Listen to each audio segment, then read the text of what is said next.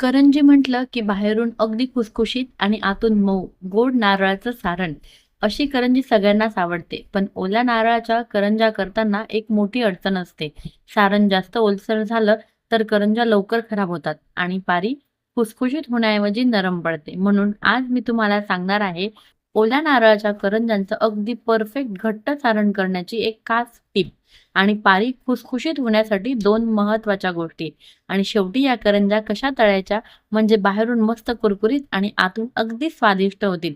म्हणून हा व्हिडिओ शेवटपर्यंत नक्की बघा, कारण शेवटची तळण्याची टिपही तितकीच महत्वाची आहे. चला तर मग रेसिपीला लगेचच सुरुवात करूया. ओल्या नारळाचं सारण सगळ्यात आधी आपण तयार करून घेऊया आपल्या करंज्याचं ओल्या नारळाचं परफेक्ट सारण. यासाठी मी एक अख्खा ओला नारळ दळून घेतला आहे. दळून घेतल्यानंतर आपल्याला साधारण 2 कप नारळाचं खोबरं मिळालं आहे. इथे मी 200 ml चा कप वापरला आहे. आता यामध्ये गूळ घालताना एक गोष्ट लक्षात ठेवा. 2 कप नारळासाठी 1 कप गूळ घेतला तरी चालतो. पण मी पूर्ण 1 कप गूळ न घेता त्यापेक्षा थोडा कमी गूळ घेणार आहे. कारण गूळ जास्त झाला की सारण खूप पातळ होण्याची शक्यता असते आणि आपल्याला आज काय हवं आहे, मस्त घट्ट, कोरडं आणि चविष्ट सारण. आता एका कढईमध्ये 1 चमचा तूप घालून तूप चांगलं गरम झालं की त्यामध्ये आपण दळून घेतलेलं सगळं खोबरं घालून घेऊया. आता खोबरं आपल्याला छान परतवून घ्यायचं आहे. इथे घाई अजिबात करू नका. खोबऱ्याला ओलसरपणा थोडा कमी होईपर्यंत छान परतवून घ्या. खोबऱ्याचा ओलसरपणा पूर्ण कमी झाला पाहिजे. कारण आपल्या करंज्या किती दिवस चांगल्या राहतील यामध्ये सारणाचा ओलसरपणा खूप महत्त्वाची भूमिका बजावतो. आता खोबरं छान परतवून झालं आहे. यामध्ये आता आपण गूळ घालूया. गूळ घातल्यानंतर तो छान वितळून घ्यायचा आहे. गूळ वितळवताना खोबरं आणि गूळ एकजीव होऊ द्या. यामध्ये आता आपण वेलची पावडर घालूया. वेलचीचा सुगंध आला की मला वाटतं करंजीचा खरा स्वाद सुरू झाला. आता हे मिश्रण पुन्हा छान परतवून घेऊया. आता येथे आजची एक खास सिक्रेट टिप. आपल्याला हे सारण शक्य तितकं घट्ट आणि कोरडं करून घ्यायचं आहे. त्यासाठी मी यामध्ये घालणार आहे 1 चमचा खसखस. हे घातल्यानंतर मिश्रण पुन्हा व्यवस्थित परतवून घ्यायचं आहे. आणि आता शेवटी माझ्याकडे आहे ₹10 मिल्क पावडरचं पॅकेट. आता आपण यासाठी हे घालणार आहोत जेणेकरून आपल्या करंज्या खूप छान क्रीमी लागतात. आणि जर पूर्ण पॅकेट नसेल तुमच्याकडे तर तुम्ही 2 चमचे इतकं मिल्क पावडर यात घालू शकता. आता तुम्हाला प्रश्न पडला असेल मिल्क पावडर का? यामुळे सारणाला छान बांधणी मिळते आणि सारण अधिक घट्ट करण्यास मदतही होते. आता हे सगळं छान एकजीव करून घेऊया आणि लक्षात ठेवा ओल्या नारळाच्या करंज्यांसाठी सारण जितकं घट्ट आणि त्यातील ओलसरपणा जितका कमी तितकी करंजी टिकण्यास मदत होते. आता आपण करंजाच्या पारीचं खुसखुशीत तयार करायला घेऊया. इथे मैदा आणि रवा दोन्ही आपल्याला समप्रमाणात घ्यायचा आहे. मी इथे 1 कप इतका रवा घेतलेला आहे, 1 वाटी इतका रवा घेतला आहे आणि 1 वाटी इतकंच मैदा घेतलेला आहे. त्याच वाटीच्या मापाने आपल्याला पाव वाटी इतकं साजूक तुपाचं मोहन घालायचं आहे आणि चवीनुसार मीठ घालून घ्यायचं आहे. आता थोडं-थोडं पाणी घालून आपण हे पीठ घट्ट किंवा खूप जास्त सैल न मळता मध्यम घट्टपणाचं पीठ आपल्याला मळून घ्यायचं आहे. आता इथे मी तुम्हाला एक छोटीशी पण खूप उपयोगी गोष्ट सांगणार आहे. तुम्ही ही गोष्ट आधी ऐकली आहे का? मला कमेंटमध्ये नक्की सांगा. गोड पदार्थ बनवताना पारीमध्ये तुपाचं मोहन वापरायचं आणि तिखट पदार्थ बनवताना तेलाचं मोहन वापरायचं. म्हणून आज आपण आपल्या करंज्या गोड आहेत म्हणून आपण तुपाचं मोहन वापरलं आहे. आता पीठ छान मळून झाल्यानंतर हे पीठ लगेचच वापरायचं नाही. साधारण अर्धा तास झाकून ठेवायचं आहे.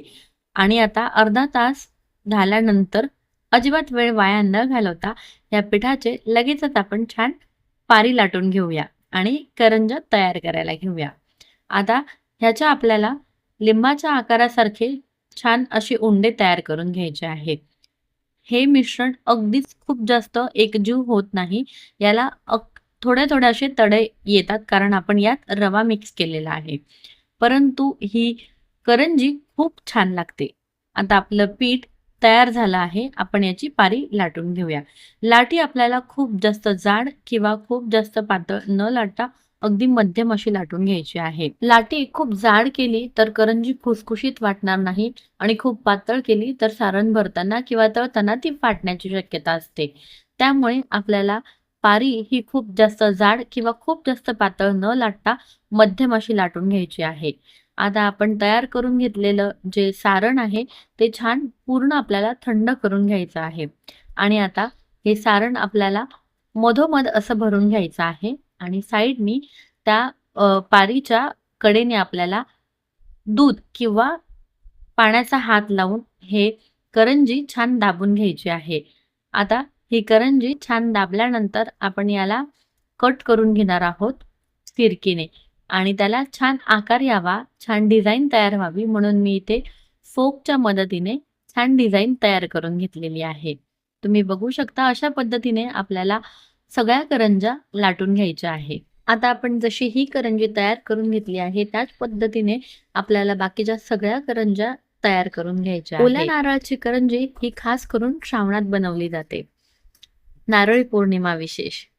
आता आपण करंज्या तळायला घेऊया. करंज्या तळत असताना तेल खूप कडक तापलेलं असेल तर करंजी वरून पटकन लाल होऊन पण आतून पारी योग्य प्रकारे खुसखुशीत होणार नाही. म्हणून तेलाचं प्रमाण अगदी व्यवस्थित तापलेलं पाहिजे. मध्यम गरम तेलामध्ये आपल्याला मध्यम आचेवरती ह्या करंज्या छान रंग बदलेपर्यंत तळून घ्यायच्या आहे. करंज्या तेलामध्ये सोडल्यानंतर आच मध्यम ठेवायची आहे. आता ह्या करंज्या आपल्याला अगदी पेशन्स ठेवून हळूहळू तळून घ्यायच्या आहे. घाई न करता करंज्यांचा रंग छान बदलेपर्यंत त्यांना आपल्याला तळून घ्यायचं आहे. बघा किती छान सुंदर रंग आलेला आहे आणि ह्या करंज्या बाहेरून किती छान खुसखुशीत दिसत आहे आणि आतनं त्या तितक्याच गोड आणि मधुर झालेल्या आहेत. आणि तयार झाल्या आहेत आपल्या ओल्या नारळाच्या खुसखुशीत करंज्या. बाहेरून मस्त कुरकुरीत पारी आणि आतमध्ये गोड सुगंधी नारळाचं चविष्ट सारण. खरंच घरच्या घरी केलेल्या करंज्यांची चव काही वेगळीच असते. आजच्या रेसिपीमध्ये तुम्ही पाहिलं सारण घट्ट करायची खास टीप, मैदा रव्याचं परफेक्ट प्रमाण, तुपाचं मोहन, पिठाला अर्धा तास विश्रांती आणि मध्यम आचेवरती करंज्या तळायचं सिक्रेट. यापैकी तुम्हाला कोणती टिप सगळ्यात जास्त आवडली हे मला कमेंटमध्ये नक्की सांगा. जर व्हिडिओ आवडला असेल तर व्हिडिओला एक लाईक नक्की करा. पुन्हा भेटूया अशाच एका भन्नाट रेसिपी सोबत. तोपर्यंत स्वयंपाक करा, प्रेमाने खाऊ घाला आणि आनंदी राहा. व्हिडिओ पूर्ण बघितल्याबद्दल खूप खूप धन्यवाद. Thank you.